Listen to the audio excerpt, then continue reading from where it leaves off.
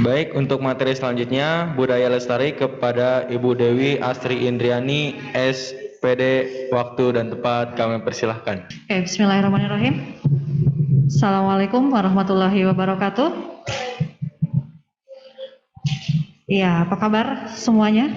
Anak-anakku yang ada di sekolah, Bapak Ibu guru, serta anak-anakku yang ada di rumah yang mengikuti kegiatan MPLS hari ini. Mudah-mudahan semuanya sehat semua ya.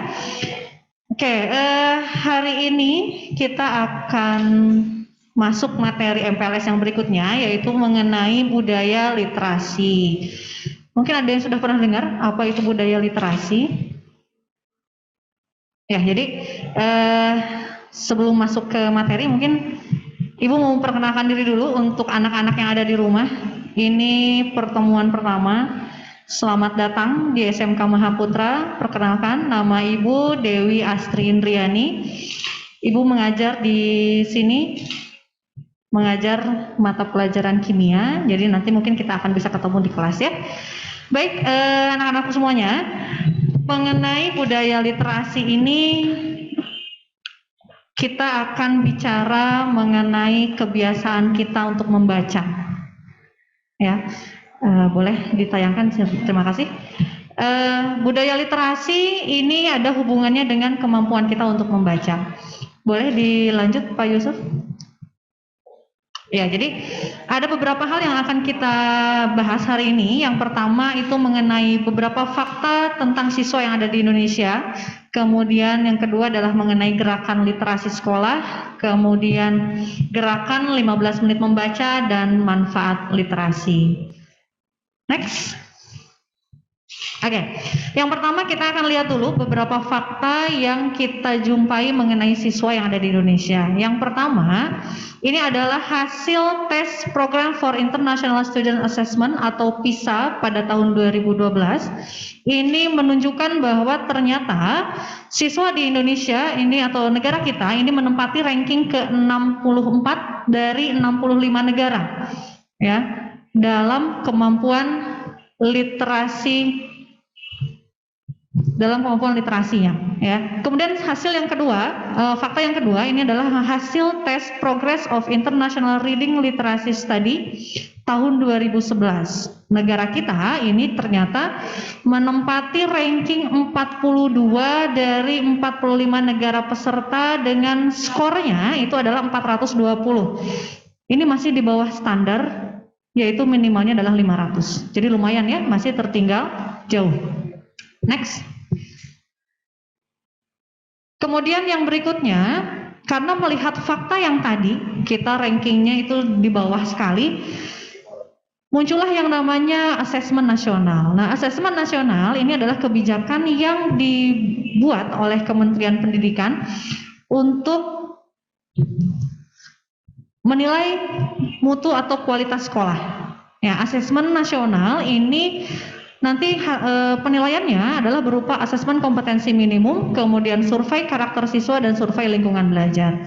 Untuk apa asesmen nasional ini? Nah, asesmen nasional ini adalah untuk menentukan kualitas sekolah. Bagaimana menentukan kualitas sekolah? Ini dilihat dari hasil belajar siswa. Nah, hasil belajar siswa yang akan dinilai ini adalah kemampuan literasi dan numerasi. Jadi kemampuan dalam membaca dan menghitung. Next. Nah, kemudian kita juga menemukan sebuah fakta bahwa ada berapa banyak sih jumlah buku yang wajib dibaca oleh siswa SMA.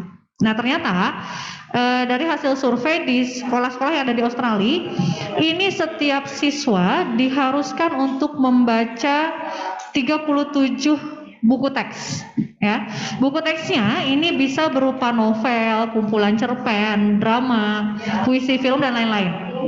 Ini adalah jumlah buku yang diwajibkan untuk setiap siswa SMA. Nah, sedangkan kalau di Indonesia bagaimana? Di Indonesia ternyata hanya 0 buku yang diwajibkan. Berarti tidak ada buku yang diwajibkan untuk dibaca. Boleh ya saya bergerak? Ya. Nah, karena munculnya kekhawatiran tadi, munculnya fakta-fakta tadi, maka pemerintah berinisiatif untuk membuat sebuah kebijakan yang disebut dengan Gerakan Literasi Sekolah atau kita singkat sebagai GLS. Nah, GLS ini merupakan sebuah upaya yang dilakukan secara menyeluruh dan berkelanjutan untuk menjadikan sekolah sebagai organisasi pembelajaran yang warganya literat sepanjang hayat melalui pelibatan publik. Nah, apakah tujuan dari GLS ini? Tujuannya adalah untuk menumbuhkan budi pekerti peserta didik melalui pembudayaan ekosistem literasi sekolah agar mereka menjadi pembelajar sepanjang hayat. Ya, jadi dengan adanya gerakan literasi sekolah ini diharapkan ada keinginan dari setiap siswa untuk bisa menjadi seorang pembelajar. Seperti itu ya. Lanjut, Pak. Nah, jadi sebetulnya literasi itu apa sih gitu ya? Dan literasi dalam konteks gerakan literasi sekolah tadi, ini adalah merupakan kemampuan untuk mengakses, memahami, dan menggunakan informasi secara cerdas.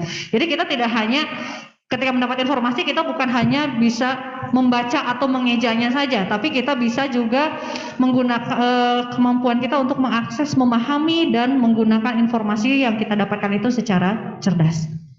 Berikutnya, Pak. Oke. Untuk yang berikutnya, ini adalah mengenai konsep literasi. Jadi tadi seperti sudah Ibu bilang, Ibu katakan barusan, bahwa literasi itu kita tidak hanya sekedar membaca dan mengeja atau bahkan hanya sekedar membaca dan menulis saja, tapi mencakup keterampilan berpikir. Keterampilan berpikir ini seperti apa? Yaitu adalah mencari, mengolah, dan memahami, menggunakan sumber-sumber pengetahuan dalam bentuk cetak, visual, digital, dan auditori. Jadi misalnya gini, dalam pelajaran bahasa Indonesia biasanya ya, kalian kalau dapat soal itu biasanya adalah berupa teks, gitu ya. Ada berupa teks, kemudian pertanyaan di bawahnya biasanya apa ide pokok dari paragraf kedua misalnya. Nah, berarti supaya kita bisa memahami apa ide pokoknya, berarti supaya kita bisa tahu apa ide pokoknya, kita tidak hanya harus membaca saja teks itu, tapi kita juga harus bisa memahami. Kemudian itu dalam bahasa Indonesia. Kemudian misalnya dalam pelajaran matematika misalnya. Dalam matematika misal dalam materi statistika. Biasanya disajikan sebuah tabel isinya data atau berupa diagram lingkaran, diagram batang atau apapun yang isinya data. Nanti kalian biasanya diminta berapa jumlah siswa yang mendapat nilai di atas rata-rata. Nah, kalau data itu tidak bisa kita olah, tidak bisa kita pahami, berarti kita tidak akan bisa menjawab pertanyaan tersebut. Ya, jadi kemampuan literasi itu tidak hanya kita bisa mampu membaca dan menulisnya saja, tapi kita juga bisa mengolah dari data atau teks tersebut. Berikutnya. Baik, untuk tahap pelaksanaan literasi di sekolah, ini ada 3 tahap. Yang pertama itu adalah tahap pembiasaan, yang kedua adalah tahap pengembangan, dan yang ketiga adalah tahap pembelajaran. Untuk di tahap pembiasaan, ini adalah kita penumbuhan minat baca melalui kegiatan 15 menit membaca. Ini sesuai dengan Permendikbud nomor 23 tahun 2015 ya, jadi cukup 15 menit saja. Tahap yang kedua yaitu pengembangan. Di sini kita meningkatkan kemampuan literasi melalui kegiatan menanggapi buku pengayaan. Jadi kita sudah belajar untuk menanggapi dari isi sebuah buku. Ya, nanti akan ada tagihan non akademik. Jadi ini bukan tagihan berupa tugas akademik ya. Tapi kemudian di tahap yang ketiga itu tahap pembelajaran, kita berusaha untuk meningkatkan kemampuan literasi di semua mata pelajaran, menggunakan buku pengayaan dan strategi membaca di semua mata pelajaran. Nah, nanti ini akan ada tagihan akademik. Jadi nanti hasilnya akan bisa berupa nilai seperti itu. Lanjut, Pak. Oke.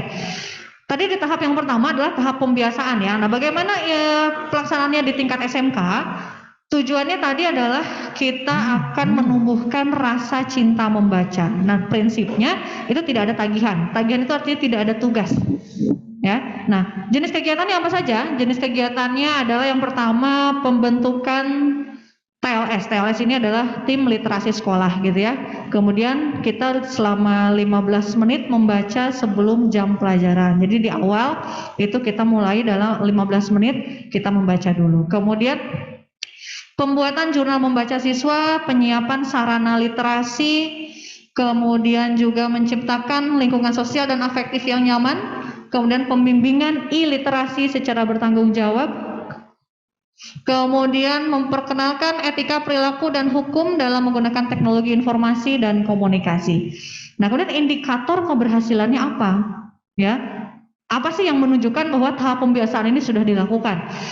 Yaitu adanya program dan pelaksanaan 15 menit membaca, kemudian tersedianya jurnal membaca di sekolah, kemudian tersedia area baca di SMK, bisa berupa perpustakaan, kemudian sudut baca, kemudian juga adanya tempat-tempat lain yang bisa dipakai untuk membaca. Kemudian yang berikutnya adalah pembimbingan penggunaan internet, ini untuk tahap pembiasaan.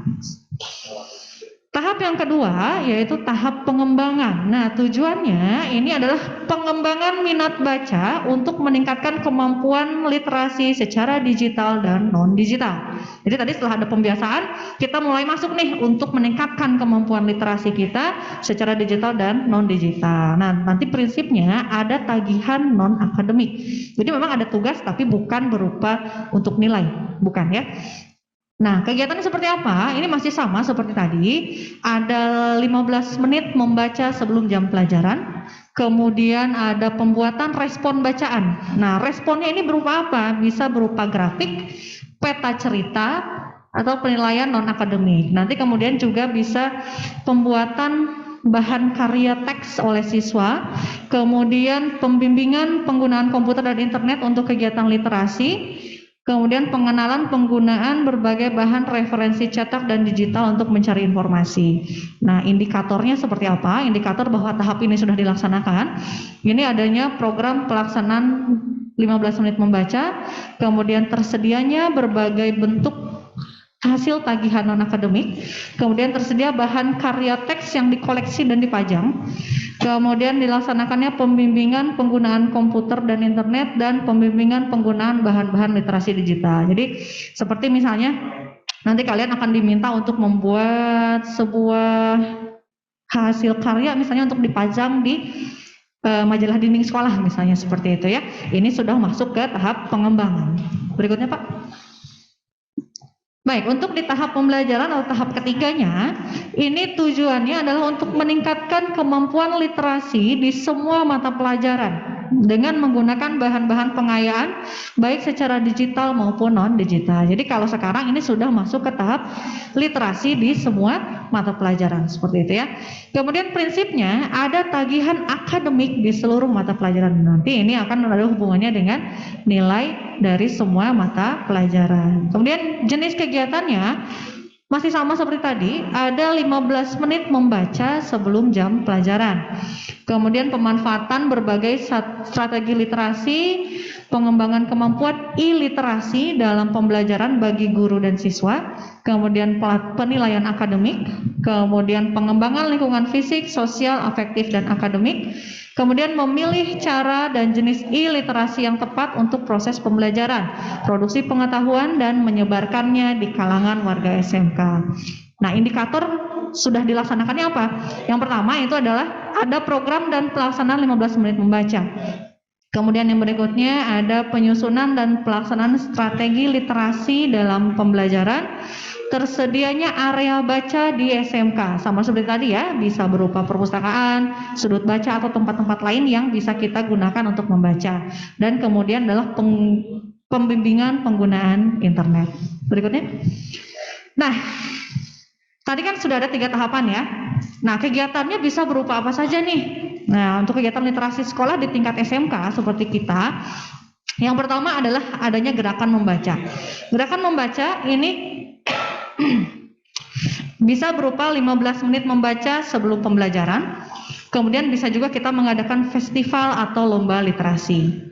Kemudian literasi digital, pembudayaan e-learning, pembudayaan email dan atau blog warga sekolah, kemudian penyediaan sarana e-literasi, kemudian penyediaan materi ajar elektronik. Dan bisa juga berupa pengembangan seni budaya, yaitu berupa penguatan atau pemahaman atau apresiasi budaya dalam kegiatan seni dan budaya. Nah, apakah kegiatan literasi ini sudah kita laksanakan di sekolah kita? Sebagai informasi saja untuk kalian, kegiatan membaca yaitu 15 menit sebelum jam pelajaran ini sudah dilaksanakan di sekolah kita. Jadi di awal itu sebelum kita mulai belajar, anak-anak di kelas itu dipersilakan untuk membaca dulu sebuah buku, bebas ya, bukunya apa saja, bisa berupa novel, bisa berupa kumpulan puisi, cerpen atau apapun itu, silahkan. Kemudian untuk literasi digitalnya, pembudayaan e-learning, email, kemudian e-literasi, penyediaan materi ajar elektronik ini juga sudah kita lakukan. Terlebih kan sekarang kita pembelajaran juga masih PJJ ya, kita masih daring. Dalam 1 tahun kemarin ini kami di SMK Mahaputra sudah melakukan pembelajaran menggunakan e-learning. Jadi nanti kalian juga nih kalau kita masih belum bisa untuk tatap muka, kalian juga akan belajar menggunakan e-learning, kemudian pengiriman tugas bisa juga menggunakan email, menggunakan Google Form dan lain-lainnya. Seperti itu ya. Berikutnya Pak. Oke, tadi dalam proses pembiasaan, kemudian pengembangan dan selanjutnya itu tadi hanya membaca 15 menit saja setiap hari. Tujuannya untuk apa? Tujuannya ini untuk menjadikan seluruh warga sekolah sebagai pembelajar sepanjang hayat agar mampu mengembangkan potensi diri seutuhnya. Kemudian bisa memberikan pengalaman membaca yang menyenangkan kepada peserta didik. Jadi tidak usah lama-lama nih, ya cukup 15 menit saja. Tujuannya seperti ini. Nah, kenapa sih hanya 15 menit gitu ya? Nah, ternyata kalau membaca dalam waktu yang pendek tapi sering dan berkala itu terbukti lebih efektif dibandingkan membaca lebih lama tapi jarang. Misal, kalian mau ulangan, besok ulangan nih. Biasanya belajarnya gimana? Belajarnya gimana biasanya? Sistemnya SKS biasanya ya. Besok mau ulangan, malam ini baru mau belajar. Itu pun mencari dulu catatannya ada di mana. Ya gitu ya. Nah, seperti itu. Nah, apakah seperti itu apakah akan efektif? Oh, ternyata tidak, gitu ya. Atau misalnya apalagi ketika belajarnya jam kedua ulangan, jam pertamanya baru belajar, gitu ya. Nah, seperti itu justru tidak akan efektif karena ya nggak akan ada yang nempel di kepala kita, gitu. Ya, tapi ketika kalian misalnya membaca dalam waktu diulang aja misalnya 1 hari, pulang sekolah istirahat dulu, makan, ganti baju, kemudian kalian mengulang materi yang tadi di sekolah, cukup waktunya 15 menit saja, insya Allah itu akan lebih menempel di pikiran kita ya, itu kita akan lebih ingat, gitu. Kemudian kunci keberhasilan kegiatannya itu adalah keberlangsungan dan frekuensi kegiatan, bukan pada jumlah jam dan menit membaca. Jadi yang penting itu adalah kualitasnya, bukan kuantitasnya. Percuma kuantitasnya banyak tapi jarang gitu ya, tapi dibandingkan dengan kita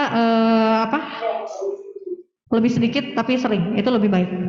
Kemudian kegiatan membaca yang dilakukan secara ajak dan sering itu mampu menumbuhkan kebiasaan membaca. Kemudian kegiatan membaca 15 menit ini bersifat fleksibel dan dapat disesuaikan dengan kapasitas, kondisi dan budaya lokal sekolah, gitu ya. Oke, next. Nah, buku apa saja sih yang bisa kita baca gitu ya untuk menumbuhkan minat membaca dan budaya literasi? Ini bukunya bebas, terserah. Bisa berupa fiksi dan berupa non fiksi. Jadi kalau fiksi ini berupa cerpen, novel, komik dan seterusnya. Kalau non fiksi bisa berupa sejarah, surat kabar, majalah, ilmu pengetahuan, buku-buku pelajaran dan lain-lain. Itu bisa semuanya bisa kita baca. Next. Oke, nah ini adalah beberapa indikator keberhasilan kegiatan 15 menit membaca. Sekolah memiliki program 15 menit membaca sebelum pembelajaran. Kemudian sekolah memiliki jadwal guru yang membacakan cerita, buku, dan bacaan lain. Sekolah mendokumentasikan hasil pengembangan cerita atau bahan bacaan seperti membuat surat, kartu, poster, atau kriya lain yang berhubungan dengan isi cerita. Sekolah menyediakan koleksi buku yang dibaca. Guru dan siswa dapat menyebutkan judul buku, penulis, dan ilustratornya yang dibacakan atau dibaca terakhir kalinya. Nah, indikator keberhasilan kegiatan 15 menit membaca ini di sekolah kita sudah ada belum nih? Alhamdulillah ternyata sudah ada. Biasanya di setiap hari Senin nih dulu ya sebelum kita kena pandemi, setiap hari Senin setelah selesai upacara kita selalu ada kegiatan literasi. Jadi setiap siswa dari setiap kelas perwakilan itu akan menyampaikan hasil literasinya di depan teman-teman dan guru-guru di sekolah. Ya, jadi Siswa itu akan menceritakan buku apa yang terakhir dia baca, mulai dari judulnya, pengarangnya, isi ceritanya, bahkan sampai ke kelebihan kekurangan dari buku yang dia baca. Jadi hampir sama seperti resensi, tapi ya bisa lebih dipersingkat saja gitu ya. Jadi tapi intinya dengan menyampaikan hasil membacanya berarti siswa tersebut sudah belajar untuk melakukan literasi. Berikutnya Pak. Oke, baik. Dari tadi kita sudah bahas tentang literasi ya. Jadi fungsinya literasi dalam kehidupan kita itu apa? Yang pertama itu akan meningkatnya harga diri seseorang. Yang kedua, kita akan bisa menjadi pengambil keputusan yang berkualitas. Kemudian kemampuan riset itu akan menjadi berkembang dan SDM yang berkompetensi tinggi. Artinya ketika kita sudah banyak membaca, kita sudah bisa banyak ilmu pengetahuan, kita sudah bisa meningkatkan harga diri dan kemampuan kita. Seperti itu ya. Berikutnya. Nah, sekarang bagaimana caranya supaya literasi ini bisa kita bentuk ya, budaya literasi ini bisa kita bentuk. Yang pertama adanya pendekatan akses fasilitas baca. Jadi bisa mendapatkan fasilitas atau akses untuk seperti buku dan bahan bacaan lain itu dengan lebih dekat. Kemudian ada kemudahan akses mendapatkan bahan bacaan. Kemudian biayanya juga murah atau bahkan gratis. Kemudian menyenangkan dan keberlanjutan. Jadi inilah yang bisa membentuk budaya literasi. Berikutnya. Nah, literasi kan tadi ada hubungannya dengan membaca ya. Nah, proses membaca ini merupakan alat untuk memperoleh kesenangan, informasi yang terkandung dalam suatu bacaan sehingga mendapat pengetahuan dan pengalaman untuk memenuhi kebutuhan manusia. Jadi dari proses membaca itu kita bisa dapat begitu banyak ilmu pengetahuan yang belum kita ketahui sebelumnya. Oke, next. Nah, ada sebuah quotes mungkin ini ya. Ada yang mengatakan bahwa reading is the heart of education. Artinya membaca itu adalah jantungnya pendidikan. Nah, sedangkan untuk kita yang muslim, pentingnya literasi ini bahkan sudah disebutkan dalam wahyu pertama. Ya, perintahnya apa? Iqra, artinya membaca, gitu ya. Nah, sebenarnya dari situ dilanjutkan dengan mendidik melalui literasi. Oke, berikutnya saja. Nah, di zaman sekarang nih, pendukung literasi itu sudah sangat banyak bisa kita dapatkan ya. Kemudahan akses informasi dan teknologi, keakuratannya, kecepatan penemuan informasi, kita bisa lihat nih, bisa cari informasi dari Google, dari Twitter, dari Instagram, Facebook, dan YouTube. Seperti itu ya. Jadi sudah tidak ada lagi alasan sebetulnya untuk tidak melakukan budaya literasi. Berikutnya Pak. Oke. Nah, tapi kita juga harus bisa cerdas memanfaatkan media, bukan hanya menggunakan media. Beda ya. Jadi kita setelah mendapatkan informasi, kita harus bisa kritis dan selektif. Jadi jangan sampai kita termakan oleh yang namanya hoax. Sekarang sudah banyak ya beredar berbagai macam informasi. Tapi kita juga harus bisa untuk menyaringnya, apakah itu benar atau tidak. Next. Ya, ini juga ada dua buah quotes katanya gini. Setiap orang hebat itu meninggalkan warisan, dan warisan paling berharga mereka tertanam dalam buku yang mereka tulis. Kemudian beruntunglah orang-orang yang senang membaca, karena mereka akan mendapatkan warisan paling berharga dari orang-orang hebat. Ya, bisa kita lihat ya, betapa hebatnya gitu kan, dengan membaca dan menulis. Nah, sekarang apakah sekolah kita sudah memiliki budaya literasi? Ya, dulu waktu SMP kalian ada nggak seperti ini gitu ya, sebelum pandemi ya, waktu masih tatap muka, apakah kalian bisa membaca seperti ini gitu ya, buku cerita? Berikutnya Pak. Kemudian apakah siswa membaca buku non pelajaran di kelas seperti di gambar ini?